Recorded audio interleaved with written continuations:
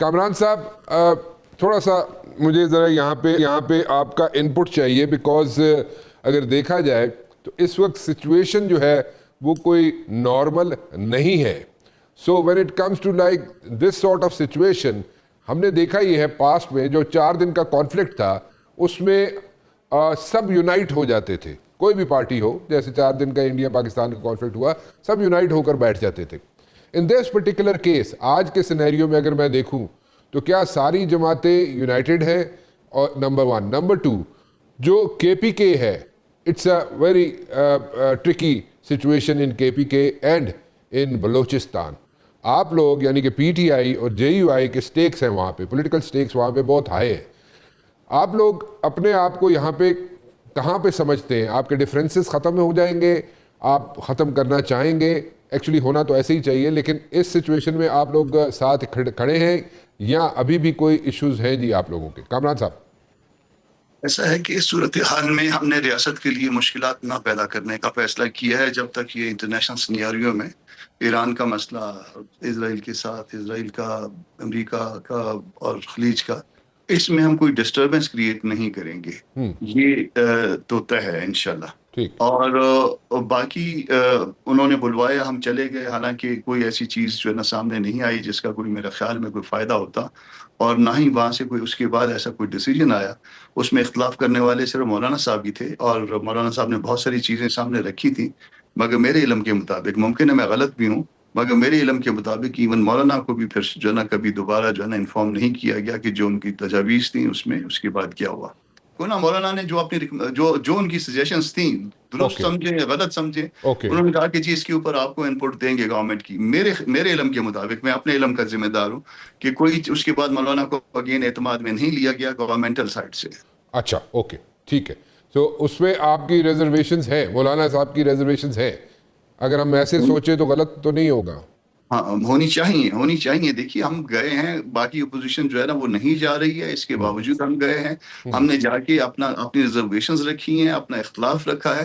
ہم نے ایک قومی مقصد کے لیے ہم نے جا کے جوائن کیا ہے. اس کے بعد جی آپ کو بتائیں گے، پھر بتایا کیا بتایا، میرا خیال ہے کہ اس میں کچھ نہیں بتایا.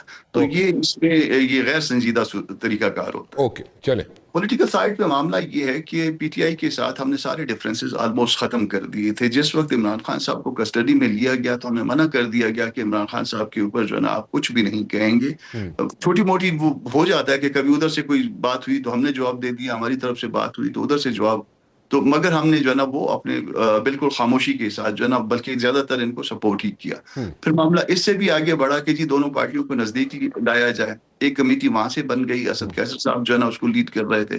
ایک کمیٹی جے یو آئی کی طرف سے بن گئی، میں اس میں تھا اور میرے ساتھ اور ساتھی تھے.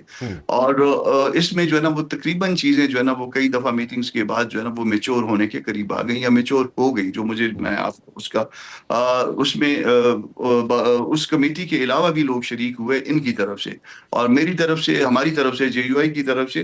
باقی ساتھی چونکہ باہر تھے اور ہم نے اس کو مناسب جانا کہ بے شک میں اکیلا ہوں مگر میں اپنی بات سامنے رکھ دیتا ہوں. پھر جو ہے زبانی یہ ہمیں میسج کیا گیا کہ آپ کی باتیں، میسج نہیں کیا گیا بلکہ مولانا کی موجودگی میں ان کے ایک ساتھی نے، میں نے ان سے پوچھا تو انہوں نے کہا کہ آپ کی باتیں تقریباً جو ہے نا ساری قبول ہیں.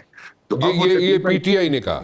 پی ٹی آئی نے کہا، مولانا موجود تھے. میں نے ان کو کہا کہ جو کچھ میں نے کہا تھا آپ کو، کیونکہ آپ نوٹس لے رہے تھے، 2 دفعہ یہ واقعہ ہوا تھا. ایک دفعہ شاید انہوں نے نوٹس لیے اپنا اپوزیشن چیمبر میں، اور دوسری دفعہ مجھے ٹیلی فون پہ انہوں نے کیا، اور ممکنہ طور پہ اس میں کوئی خاتون سن رہی تھی. میں اس میں شور نہیں ہوں مگر میرا میرے ذہن میں ہے کہ کسی نے سنائی گئی میری بات.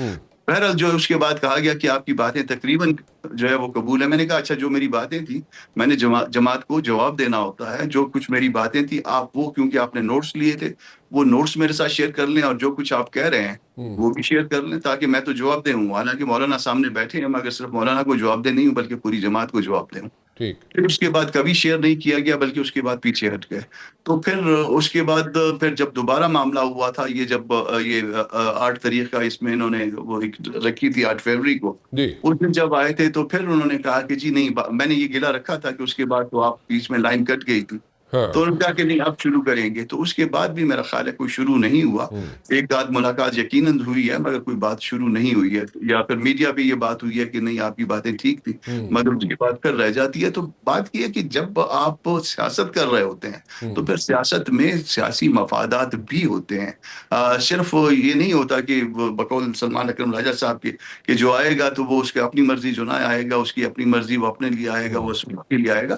اصولوں میں ایک اصول جو ہے وہ یقیناً جو ہے نا وہ سیاسی مفاد یقیناً پاکستان کے دائرے کے اندر ہوتا ہے, مگر وہ یقیناً موجود ہوتا ہے اور پارٹی کا ہوتا ہے. اوکے. اور کامران صاحب مجھے بتائیں کہ اس سچویشن میں جہاں پہ 21 وہاں پہ ٹیررسٹ آرگنائزیشنز ہوں افغانستان کے اندر, اور نیکسس سب کے سامنے ہے, اور جس نیکسس کے طریقے سے یا جو نیکسس اڈاپٹ کیا ہوا ہے وہاں پہ ٹیررسٹ آرگنائزیشنز نے, اور جس طریقے سے یہاں پہ پاکستان کے اندر انریسٹ پھیلانے کی کوشش کی جا رہی ہے پاکستان کے اندر, اس پہ آپ لوگ یعنی کہ مولانا صاحب یا JUI, where do you guys stand؟ آپ کیا اس پہ فرم سٹینس, فرم کلیئرٹی کے ساتھ کوئی آپ دے سکتے ہیں اسٹیٹمنٹ کہ جناب ان کو وائپ آؤٹ کرنا چاہیے ان کو, اور ان سے جناب ان کو ہینڈل کرنا چاہیے, we should like take them on, how would you take it ji Kamran sahib? دیکھیے جہاں تک ٹیررزم کی بات ہے, بھلے وہ کسی ملک کی طرف سے ہو, افغانستان سے کوئی آئے یا کسی اور جگہ سے آئے,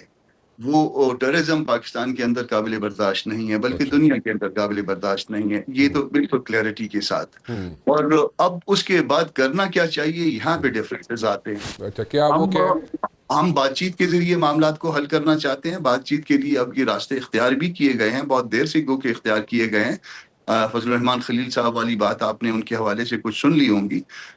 میرا خیال ہے کہ اس معاملے کو بات چیت کے ذریعے آسانی کے ساتھ جو ہے سلجھایا جا سکتا ہے, اور اس میں ایسی پرسنالٹیز ہیں, ایسے لوگ ہیں جو کہ اس معاملے کو سلجھانے کی صلاحیت رکھتے ہیں. ایک آدھ پروگرام میں میں نے اس کے لیے تجویز بھی کیا ہے, نام اپنا بس وہ میرا خیال کر دیا ایک دفعہ تو کافی ہو گیا. نہیں مجھے بھی بتا دیں, مجھے نہیں ابھی انہوں نے لیا, ابھی نام لیا ہے, یہ خود ابھی لیا آپ سے بات کرنے. نہیں, یہ ایک نام تو ہو گیا نا, یہ تو ہیں, یہ بھی افیکٹو ہیں, مگر عثمانی صاحب جو ہے وہ مور افیکٹو ہو سکتے ہیں, مفتی صاحب, اور اس میں جو ہے وہ آپ اگر ان کی سروسز لیں گے تو میرا خیال ہے کہ یہ وہ بہت لوگوں کے استاد رہے ہیں وہاں پہ, وہاں سے جو اس وقت موجود ہیں, تو شاید جو ہے نا وہ زیادہ جو ہے نا آسانی کے ساتھ معاملات ہو جائیں. میرا اس میں سجیشن یہ ہے کہ بھلے وہ ایک طرف وہ ہوں, مگر جہاں پہ تقی عثمانی صاحب ہوں گے وہ زیادہ افیکٹو ہوں گے, اور بات چیت کر کے معاملات کو سلجھانا جو ہے وہ نسبتاً آسان ہو جائے گا. ہم سارے پاکستانی ہیں, پاکستان کے لیے کھڑے ہیں, دہشت گردی کو ریجیکٹ کرتے ہیں. اوکے چلیں ٹھیک ہے. تو ایک چیز ذرا کلیئرٹی چاہتا ہوں میں آپ کی طرف سے کامران صاحب. ٹھیک ہے, مفتی تقی عثمانی صاحب استاد رہے ہیں کئی لوگوں کے وہاں پہ,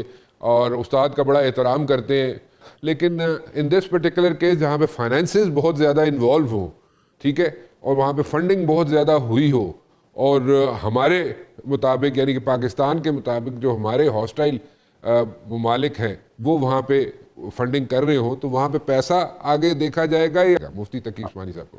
نہیں, اس میں ایسا ہے کہ یقیناً فنڈنگ ہوئی ہوگی, یقیناً یہ بات آپ کی انفارمیشن درست ہوگی, مگر سٹل جو ہے نا یہ چیزیں میٹر کرتی ہیں, سٹل جو ہے وہ ریلیشنز جو ہے نا وہ میٹر کرتے ہیں. اس سے پہلے جن لوگوں کے ذریعے آپ معاملہ ڈیل کر رہے تھے, میں فضل الرحمان خلیل صاحب کی بات نہیں کر رہا, آپ ایسے لوگوں کو بیچ میں ڈالیں جو بنانے والا معاملہ طے کر سکیں, معاملے بن سکیں, اور یہ یقیناً اب بھی بن سکتے ہیں, اب بھی دیر نہیں ہوئی ہے, اب بھی جو ہے ہم آسانی کے ساتھ اس معاملے کو لے کے چل سکتے ہیں. اچھا چلیں کامران صاحب, آپ کی کوئی سجیشن کوئی حکومت کو کہ جس طریقے سے ٹھیک ہے ایشوز ہے, سچویشن ہے جس میں سے ہم گزر رہے ہیں, پورا ریجن گزر رہا ہے, لیکن آپ بھی سجیسٹ کرنا چاہتے ہیں, کچھ اس میں ایڈ کرنا چاہتے ہیں؟ ایسا ہے کہ اس جنگ کے وقت شروع ہوتے ہوئے آپ کا کلیم یہ تھا کہ آپ کے پاس 28 دن کے جو نا ریزروز ہیں, اور وہ پرانے ریٹس پہ خریدے تھے. ابھی تک 28 دن پورے نہیں ہوئے اس جنگ کو, اور آپ نے آگے آرڈر بھی دیے ہوئے تھے جن کی پیمنٹس یا ہو گئی تھی یا جن کے سودے طے ہو چکے تھے, اور آپ نے اس کے باوجود جو ہے نا تیل اتنا مہنگا کر دیا. تو اس کا مطلب یہ ہوا کہ جو چیز آپ نے خرچ نہیں کی تھی وہ بھی آپ اپنے لوگوں سے ریکور کرنے لگ گئے. پھر جو آپ نے یہ ہفتے میں 3 دن چھٹیاں کر دی ہیں, یہ کیا ایران میں بھی ہو گئی ہیں جہاں پہ جنگ جاری ہے؟ کیا جو کچھ آپ نے جس طرح کے اقدامات کیے ہیں, کیا یہ جنگ سے متاثر علاقوں میں یہ اسی طرح سے ہو رہا ہے؟ پھر اس کے ساتھ ایک اور بات ہوا کرتی ہے, جنگ کی اپنی اخلاقیات ہوتی ہیں. جنگ میں آپ پھنس گئے، آپ کا قصور نہیں ہے، آپ انڈائریکٹلی اس کے جو ہے نا وہ اس میں آپ کو نقصانات آ رہے ہیں. اس وقت وہ وہاں کا جو تیل کا قیمت ہے وہاں اس میں 3 اس کے جو ہے نا وہ سلاٹس ہیں. ایک پہلا 4 روپے کا آپ کو پاکستان کا پڑتا ہے، پھر 8 روپے کا وہ 60 لیٹر جب آپ یوز کر لیتے ہیں کنزیوم کر لیتے ہیں پھر 8 روپے میں آ جاتا ہے، اور اس کے بعد کچھ اور بڑھ جاتا ہے اس طرح سے. تو جب آپ اس کو بڑھا لیتے تو آپ کو یہ کم از کم بوجھ 50% جو ہے نا آپ بیئر کر لیتے اور آپ کو یہ مسائل نہ ہوتے. ٹھیک. مگر یہ جو ہے نا اس کو اناؤنس کرنے کی بھی ضرورت نہیں ہوتی ہے. بالکل ٹھیک ہے، بالکل ٹھیک ہے.